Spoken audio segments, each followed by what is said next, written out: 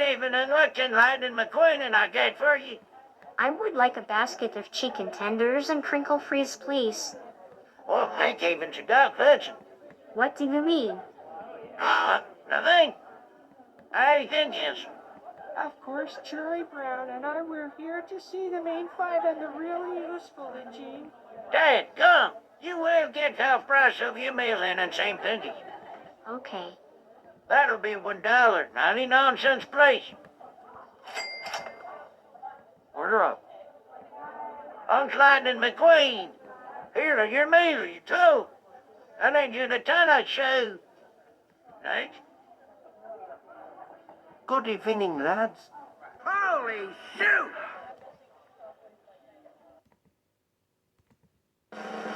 And now, ladies and gentlemen, boys and girls, for the moment you've all been waiting for, debuting their stand-up-Indian routine tonight, I gave you title character of I Little Pun and the Thomas the Tankin branch, one of the original steam team, the #1 tank engine of the Northwestern Railway. An engine who broke off his very own brand line back in 1952. Put your hands together for the main five and the really useful engine.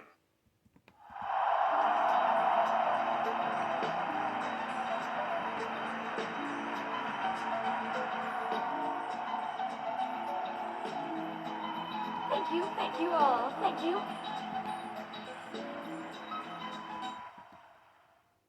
Yes! Hello, everyone. I'm Sunny Sir Scout from My Little Pony Make Your Mark. And this is our friend, Thomas the Tank Engine.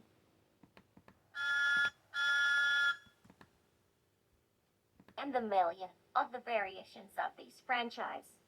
I'll tell you what, we never thought of collection of stories. That it was based on the Netflix series.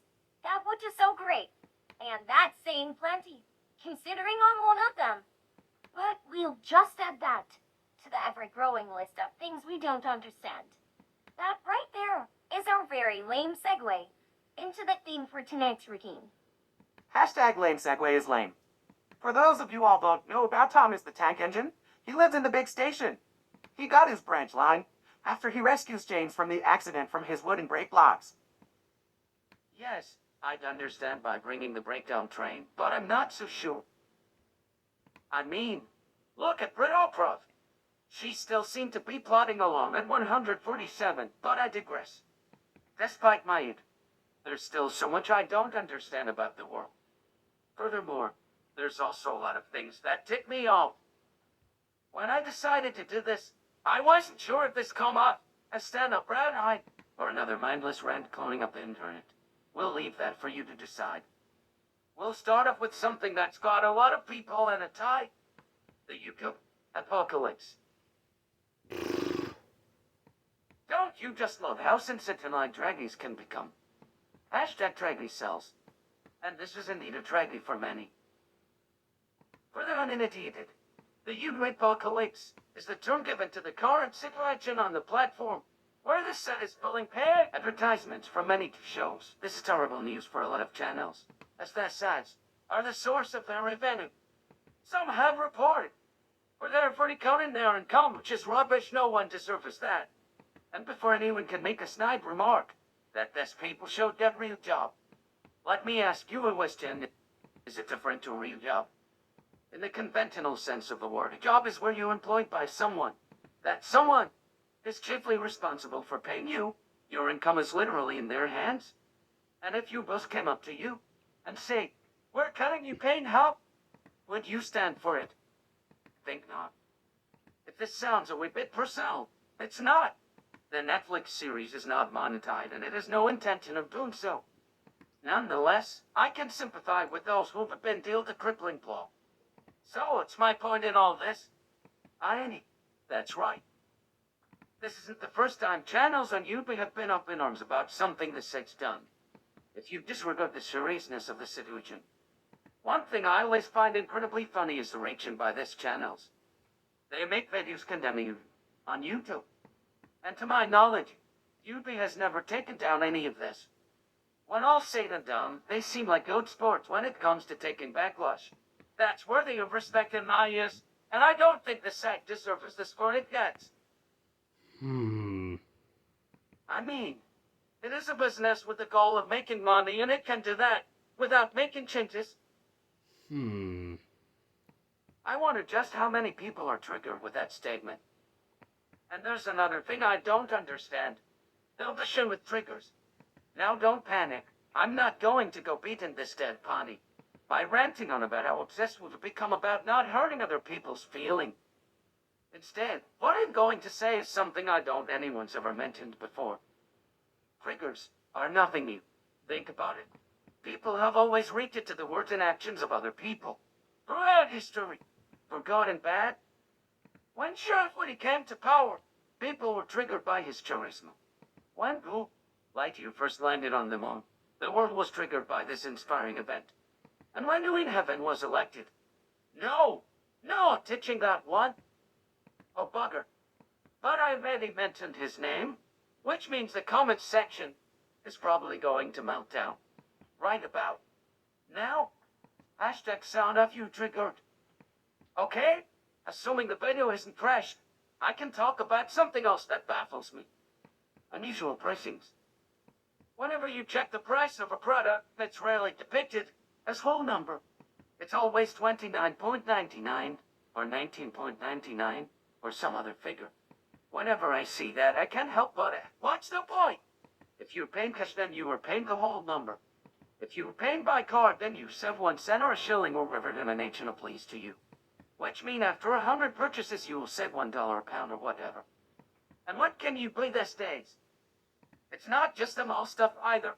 Large things like cars, when the vendors are giving them away. For $29,909. Alright, so instead of paying 23 grand, you save 10 whole waters instead. Okay, now Storm has enough money to pop into the dairy lane to buy lunch. But before I do that, I best take what's side of the bag from Ryu. And yes, that's the next topic we want to cover. Bye, Thomas. Back to you. Thank you. Bit the ingredients in food. Now this we fully understand. There are a lot of people out there with some very serious allergies. The creator of this channel, for instance, is allergic to sulfur.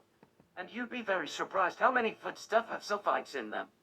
So having common elements, like whey, milk, and so forth on the packaging, certainly makes sense. But then, there are the other ingredients you find. Things like sodium hexaphosphate. Now what in the 5-link firebox is that? We're not sure if it's real thing, to be honest. I mean, unless you're a chemist, you're not gonna know what it is.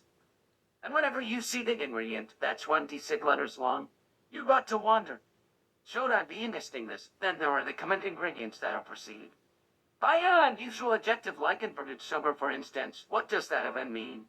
I know you probably find these things with a Google search. But it's far easier to complain about something than to research it.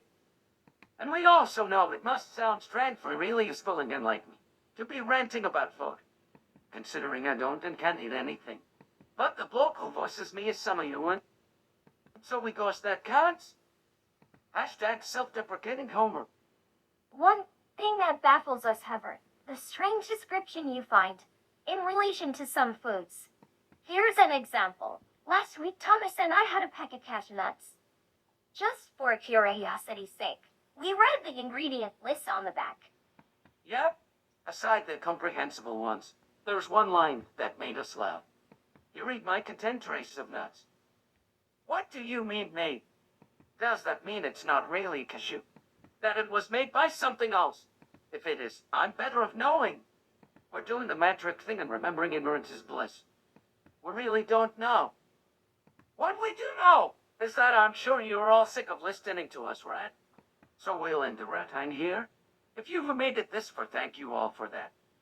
And if you like us do this again, sound off in the comments, as we have plenty of material. One final time, thank you for watching, and thank you all for 2 million on this channel.